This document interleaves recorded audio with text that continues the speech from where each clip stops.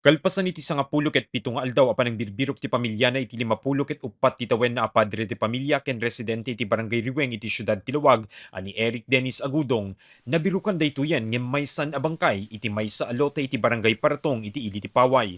Maysa a residente ti mapan kumagpasuyot kadagiti mula a mangga idi nakita na ti biktimang agbibiti iti kayo. Mapapati a sumagmamanon nga aldaw a pimusay daytoy gaputa addan iti stage of decomposition. Ma'am talagang madi mo madlaw nga talagang adda natin diya ta masamag. Tila ang nakakita nga talaga diya na panag-spray ti mangga. Madi mo makita na. Madi mo ma-identify no sa bali nga sulang kasi medyo kan Agrupsan. nangisit. Ano tibado na gayam datoy sir? Awan madi mo adlaw nga dabado na. Kasi nasugad ka dyan. Dela kalugong na sa bili na parabol di mangga. Anat political look na. Blue. Ada letter P na sir. Ada markaan da diya jak madi mo mapata nasip ko julit ti kamanggaan. Kuna ti barangay chairman nga adda residente anapan iti nasa olote idi kalman.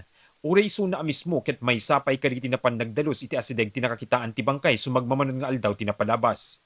Numan adda iti sabali a naangot da, impagarup dalaeng ang nagapuda ito iti bangkay tinataya pusa. Nagpidot kang ti iti plastic bottle. Awan ng hangot dito. Awan ng angot li diya la pusa. Hanyo nga nakikita dyan nga part Ah. na sir. So nga awan ti ekspektaran ni nga adda na tayo diya ta awan mo siyempre nasamot nga Dimteng ti pamilya ti biktima ken binigbigda nga isu na tinasarakan na bangkay. Imununan ang nakasarsarita ti news team ti asawa ti biktima ani Manang Imelda. Kuna na January 2, idi na pan nagjogging ti asawa na kadwa na ti anak na iti asideg ti Padsan River asakupen ti barangay Kamanggaan iti siyudad ti Lawag.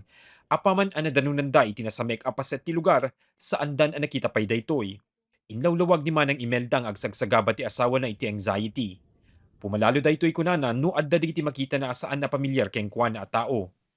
Padpadasen pay laeng ti news team nga alaen ti komento ti pamilya ti biktima pakaseknan iti panakabirok ti bagina. Kabayat na saan metpay anang ipaay ti official statement iti Paway Police Station mainaig ti insidente. Mark Magdirila, Balitang Solid North.